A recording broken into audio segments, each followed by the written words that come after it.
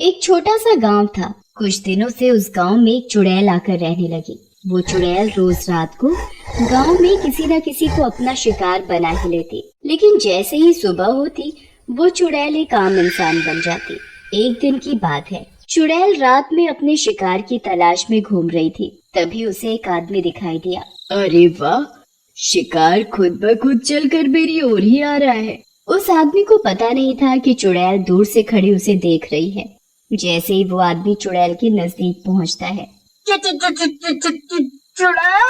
चुड़ैल, अरे भागो रे भागो, चुड़ैल, अरे भागो रे भागो। अरे भागता कहाँ है? इतनी देर से मैं तेरा ही तो इंतजार कर रही थी। तभी चुड़ैल उस आदमी को भागने नहीं देती और झट से पकड़ लेती है। अब मैं तेरा गर्मा गर्म खून पीऊंगी।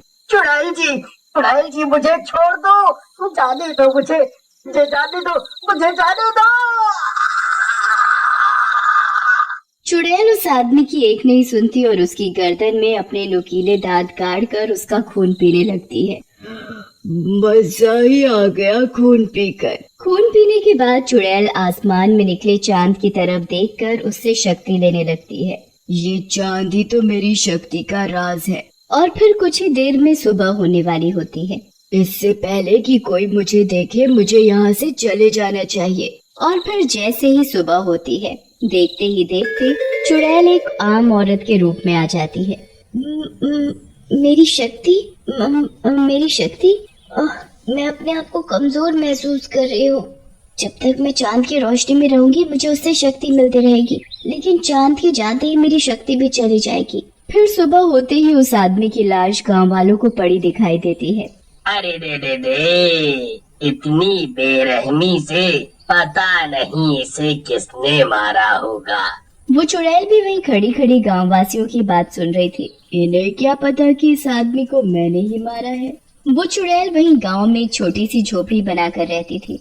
वो दिन में आम लोगों की तरह रहती थी और दिन में वो किसी को भी कोई नुकसान नहीं पहुंचाती थी, लेकिन जैसे ही रात होती वो अपने असली चुड़ैल रूप में आ जाती और चांद की रोशनी में अपना शिकार ढूंढने लगती। एक दिन की बात है, चुड़ैल बहुत कमजोरी महसूस कर रही थी। पता नहीं ये चांद कब निकलेगा जिससे मैं उसकी रोशनी से शक्ति ले सकूं। फिर कुछ ही देर में रात हो जाती है और वो चुड़ैल चांद की रोशनी में शिकार ढूंढने लगती है। तभी उसे एक आदमी दिखाई देता है। चुड़ैल उस आदमी को देख मन में सोचने लगती है, तू शिकार ढूंढ रही थी और ले तुझे शिकार मिल ही गया। चुड़ैल उस आदमी को पकड़कर उसकी गर्दन में अपने नुकीले दांत गाड़कर उसका खून पीने लगती है। इन इंसानों का खून कितना गर्म होता है,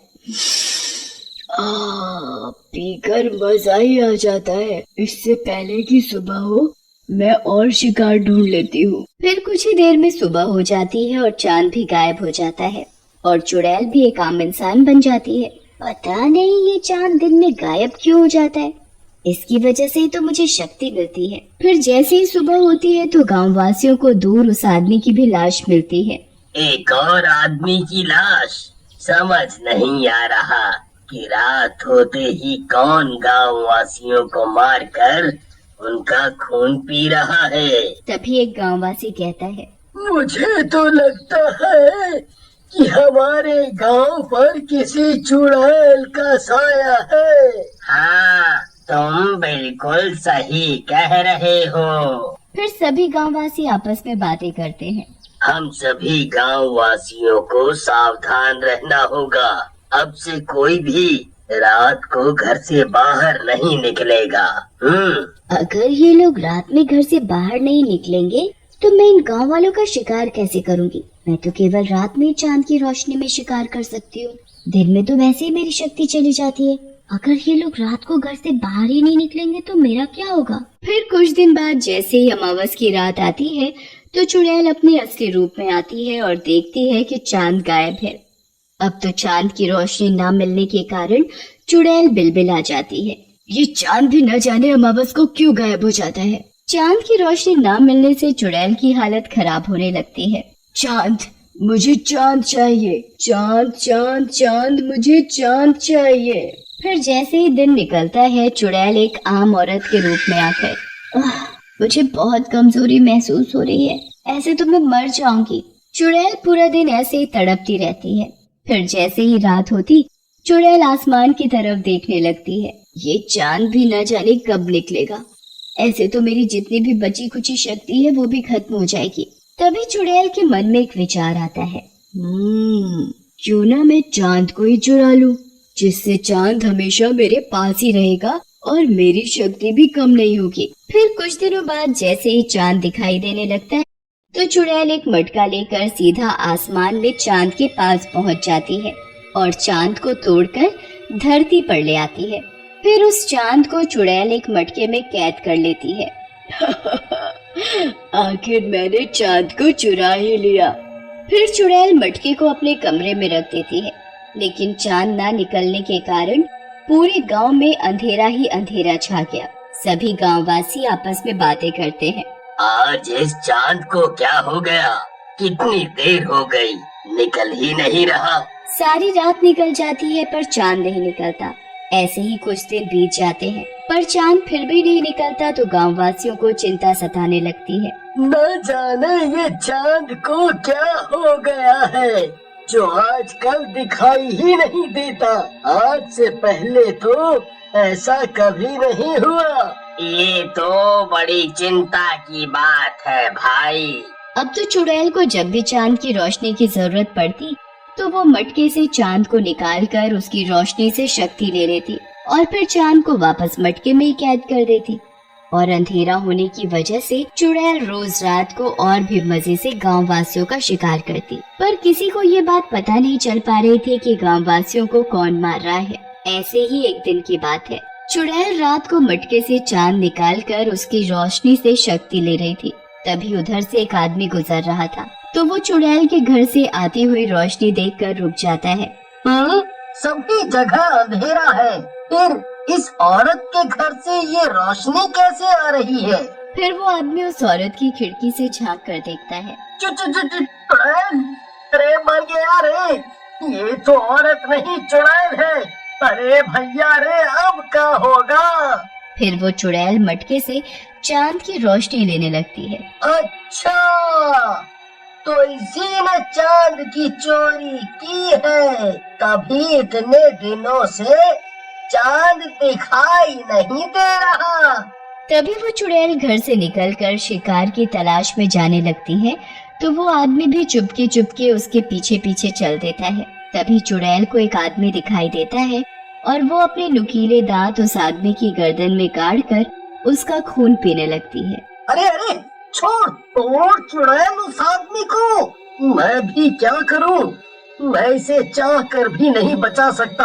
हाँ, ये बात मुझे जल्दी ही गांव वालों को बतानी पड़ेगी। फिर जैसे ही सुबह होती है, वो आदमी गांव वालों के पास जाता है और उन्हें पूरी बात बताता है। फिर सभी गांववासी गांव के पुजारी के पास जाते हैं। पुजारी जी, चांद इतने दिनों से गायब नहीं हुआ, बल्कि उसे चुड़ैल ने चुराया है, जो हमारे ही गांव में रह रही है। ये तो प्रकृति के विरुद्ध है। अगर चांद को उसकी सही जगह नहीं पहुंचाया तो अनर्थ हो जाएगा। पुजारी जी, कोई तो उपाय होगा उस चुड़ैल से बचने का और चांद को उसकी सही जगह पर पहुंचाने का। पुजारी जी अपनी आंखें बंद कर पता लगाते हैं। उपाय तो है। पुजारी जी, बताइए ना, चुड़ैल से बचने और चांद को सही जगह पर पहुंचाने का क्या उपाय है?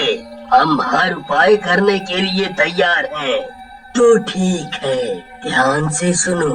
आज रात जब चुड़ैल मटके से चांद निकाल कर रोशनी ले रही हो, तभी चुड़ैल को मटके के अंदर गिरा देना और मटके का मुंह बंद कर देना, जिससे चुड़ैल की शक्ति खत्म हो जाएगी और हमेशा हमेशा के लिए चांद मटके से आजाद हो जाएगा। हाँ, और ये काम आज ही रात को करना होगा। फिर सभी गांववासी रात होने का इंतजार करने लगते हैं और जैसे ही रात होती है, वो चुड़ैल के घर के बाहर छिपकर खड़े हो जाते हैं और खिड़की से देखने लगते हैं।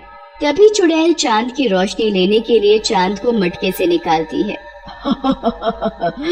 मेरी शक्ति, मेरी हेलो शक्ति, दोस्तों, सब्सक्राइब अब मुझे कीजिए। कोई मार नहीं सकता, ना ही कोई पकड़ सकता है। चुड़ैल को क्या पता था कि गांव वासी चुड़ैल को छिपकर देख रहे हैं। जल्दी से इस चुड़ैल के हाथ से चांद को छीनकर चुड़ैल को मटके में गिरा दो।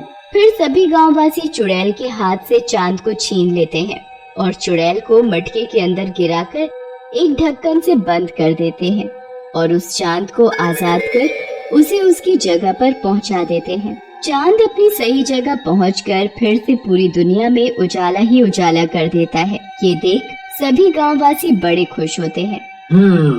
अब इस मटके को जल्दी से एक पीपल के पेड़ के नीचे जमीन में गाड़ दो, जिससे चुड़ैल हमेशा हमेशा के लिए इस मटके में कैद हो जाएगी। पुजारी सभी गांववासियों के साथ जाकर एक पीपल के पेड़ के नीचे उस मटके को दबा देता है, जिससे चुड़ैल के साए से गांववासियों को मुक्ति मिल जाती है।